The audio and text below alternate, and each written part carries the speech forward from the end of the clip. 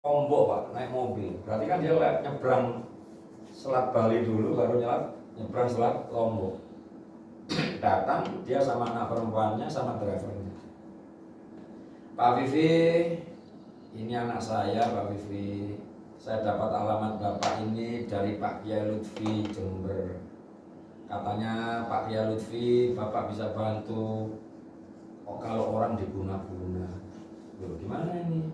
Bayangkan, Kiai besar Jember cerita katanya beliau pernah berguru ke Pak Vivi. Di kepalanya pasien saya ini saya siapa? Boleh Kiai Khos itu. Padahal saya sedang dibikinkan otoritas itu. Nanti kalau di lapangan seperti itu, jangan dibenarkan, jangan disalahkan. Oh begitu ya. Iya Pak Vivi, ini anak saya ini kan sekitar seminggu yang lalu mutus pacar. Tapi ternyata tangan kirinya bengkak, saya lirik bengkak itu. Dia rasanya diguna-guna. Nah, dia menyebut dia diguna-guna. Berarti orang ini punya nggak belief tentang mistik-mistik itu? Saya selesaikan dengan keyakinannya dia. Saya pakai bahasa-bahasa camp-up, bahasa-bahasa umum Pak. Yang orang-orang seperti itu langsung nyambung Pak. Oh makanya Pak, Mbak ini kok auranya beda. Duh, Pak bisa baca ya? Padahal saya bohong banget Pak. Itu namanya bahasa camp-up, bahasa umum. Oh makanya kok auranya beda. Pak bisa baca ya? Oh tak baik, percaya nggak dia Pak? Tapi sayangnya, orang seperti itu percaya nggak hari baik hari buruk? Percaya. Tapi sayang ya Pak, kok kesini hari Selasa. Coba Kamis, malam Jumat ya Pak, kena lagi. tambah otoritas Pak. Iya Pak, nanti kita ritual ya Pak. Nah, ritual. Berarti saya masih punya hari apa? Rebu, Kamis pagi sampai sore. Background saya teknik kimia Pak, nanti Bapak boleh praktek. Kalau pasien Anda orang Islam, orang Jawa gitu ya, misalkan non muslim tapi Jawa, Anda harus pakai telur ayam kampung. Kalau orang Bali harus telur bebek, jangan lupa-lupa itu sudah tanam. Jangan kebalik ya. Jangan dibalik-balik. Nah nanti ya, Bapak rendam telur itu di air cuka yang konsentrasi tinggi, 80%. Anda rendam setengah jam aja, telur itu akan lembek lagi kayak baru keluar dari pantat ayam itu. Air cuka lah. Nah nanti ambil jarum. Orang bisa angkat biasanya isinya apa? Jarum, paku, rambut kan gitu kan. Oke, tusuk jarum kan muncrat nanti kan. Nah, kasih ganjil 3. Kasih paku. Jangan paku cor nggak cukup. Paku triplek. Paku triplek. 2, 3 bilik ganjil pokoknya. Istri saya rambutnya panjangnya, udah minta rambut dikit. Nanti angkat, lap tisu, kipas angin yang kenceng, keras lagi ini. Tapi masih ada bekas lubangnya kan? Tutup pakai selotip yang paling halus. Masih kelihatan, ambil spidol yang tebel karena dia muslim, kasih huruf bak yang tebel di sini supaya selotipnya nggak kelihatan. Kasih huruf-huruf Arab itu. Nah, bungkus kain kafan, semprot minyak sinyong-nyong, minyak serimpi itu. Reaksi Pak. Datang dia Pak hari Kamis Pak. Menjelang maghrib. Nah, itu namanya teatrikal. Mbak, ya sholat maghrib dulu. Setelah sholat maghrib, nanti mbak sholat taubat ya 2 rakaat. Supaya nanti Allah permudah semuanya. Nah, betul Pak, selesai tak lihat nih Pak, sholatnya khusyuk. Di rumah saya kan saya bikinkan kayak berugak gitu ada Pak. Kayak musola, tapi bukan musola gitu ya. Khusyuk banget Pak. Biasa kan, kalau punya mau kan khusyuk Pak. Tapi kalau keinginannya sudah keturutan, lupa lagi khusyuknya. Cuma setor kening aja dia. Dia setor kening aja dia. Nah, betul Pak. Nah, masuk ke ruang terapi. Ruang terapi saya itu saya kasih 2 lampu Pak, terang dan redup. Saya redupkan. Pak, Mbak, wah gitu. Apapun yang nanti Mbak saksikan, pasrahkan kepada Allah ya, supaya saya bisa bantu. Kalau Bapak Mbak nggak pasrahkan, saya nggak bisa bantu. Ya Pak, saya pasrah Pak, udah saya masuk. Emang sengaja Pak, saya kok saya kotai gitu. Saya buka sengan udah bawa serimpi Pak. Tambah serius ya Pak. Udah saya gini-gini, ya Mbak istighfar dulu ya Mbak. Udah saya ambil lepek, saya pecah. Ketemu rambut, ketemu paku triplek. Bapaknya yang pingsan Mbak. Mbaknya sok aja Mbaknya. Udah saya bangunkan bapaknya, loh bener kan anak saya diguna-guna gini-gini. Nah, moral kita kan di sini, Pak. Pak, tadi saya sudah pesen loh Mbak, kalau Mbak ikhlaskan, Mbak maafkan, saya bisa bantu. Nanti saya selesaikan dengan cara saya. Ya Pak, saya ikhlas Pak, saya ikhlas. Tolong bantu dengan cara Pak Afif ya. Tahu nggak nanti maksudnya cara saya Pak? Iya. Supaya amplopnya nambah lagi. Kan itu kan. Udah 3 hari Pak, hari 2 hari lagi. Sabtu saya telepon ya Mbak, gimana Mbak sudah kempes? Sudah Pak. Ini teorinya apa sih Pak? Pikiran dan perasaan itu menciptakan hidup Anda. Ya, pikiran, perasaan itu menciptakan hidup Anda. Coba misalkan Bu Sari ini pekerjaannya di alat kesehatan, Pak Novi. Coba nanti Bu Sari ngomong sama Pak Novi. Wah, Pak Novi ini asam urat ini. Coba pikir 2 hari aja. Aduh, kata Bu Sari. Asam urat. Pikir 2 hari aja, Pak. Terus Bapak cek lab hari Senin, Pak. Asam urat beneran, Pak. Apalagi yang ngomongin otoritas, dokter spesialis. Mbak Prita ini ada nggak bener di bagian lehernya ini, coba pikir aja. Ya, ada cerita nih, Pak, kisah nyata ya, di Amerika, Pak. Ada manajer rumah makan, hobinya ini bully anak buahnya kalau anak buahnya ulang tahun, Pak. Pokoknya dimainkan. Suatu ketika anak buahnya ini kompak, kalau manajernya ulang tahun, gantian digodain. Disetting semua, Pak. Cold storage tempat pendingin itu dinetralkan semua, Pak. Dinetralkan semua. Setelah pengunjung selesai, udah dia dimasukkan ke ruang pendingin itu tinggal pulang. Pikirannya besok pagi baru dibuka. Lah, manajer ini merasa dia dimasukkan ke ruang pendingin. Dia nulis, Pak, di kaca ruang pendingin itu, saya mati kedinginan. Besok pagi dia mati bener, Pak. Polisi datang bingung loh, ini apanya dia bikin mati?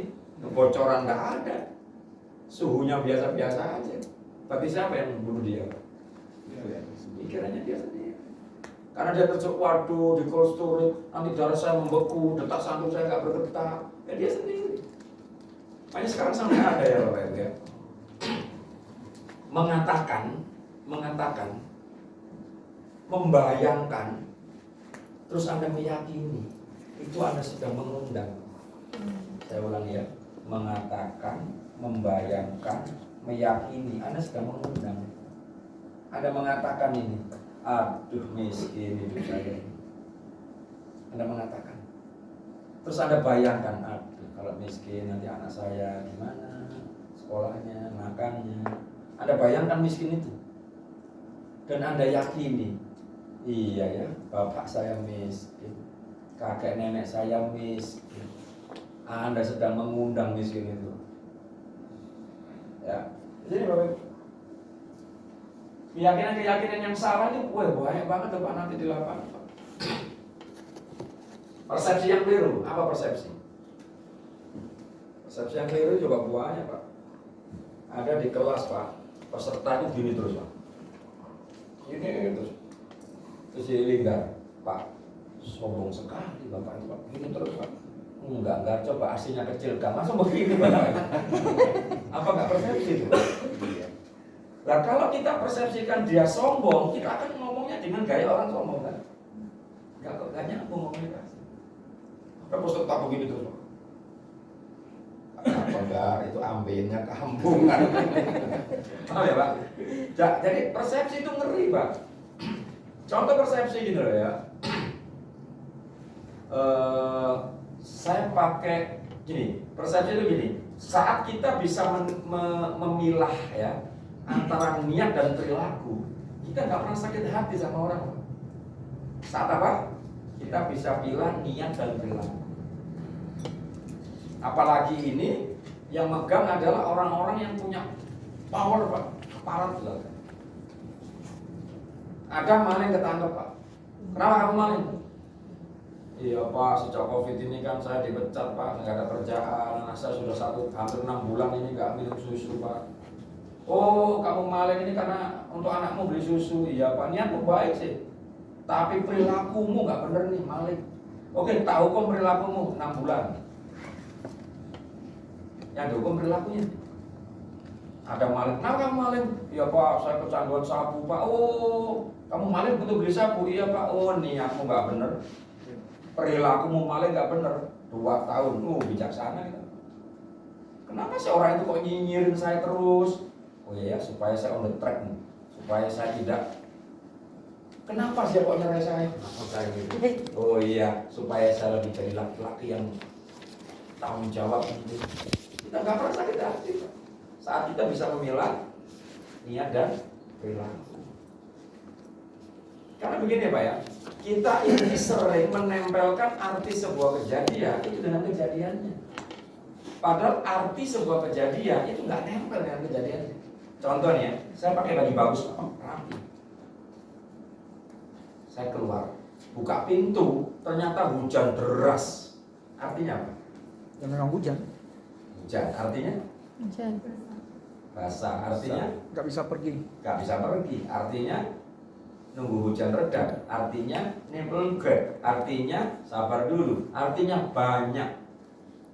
Nah kita tuh sering mengartikan hujan deras, acara batal, nggak jadi, nggak nempel arti kejadian itu. Tanda buruk. Cinta ditolak, bunuh diri. Cinta ditolak, cari lagi, kan gitu Mas. Jadi jangan ditempelkan arti sebuah kejadian. Ya, persepsi ini Bapak Ibu banyak sekali Pak. Ada nih Pak, di tempat saya psikolog terkenal, maaf, cerai. Dia ngantar anaknya, bermasalah anaknya, sering diskors gurunya Pak. Ini Mas, loh, kan bisa ditangani sendiri Pak. Ya ini, nggak bisa nih anak-anak ini kan sejak saya cerai sama bapaknya ini kan, ya gitu lah. Bapaknya yang nggak tanggung jawab, bapaknya nggak konsisten, bapaknya wes brengsek macam-macam lah.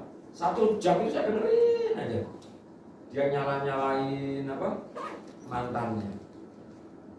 Nah, kebetulan saya kenal kan sama suaminya. Sebentar Mbak ya, saya telepon ya Mbak. Saya telepon sengaja, saya speaker Pak. Halo, Assalamualaikum Pak. Waalaikumsalam Mas Tur, gimana kabar? Alhamdulillah baik. Gimana Pak? Suaranya ada ribut gitu. Lagi mancing Mas Tur, sendiri Mas Tur.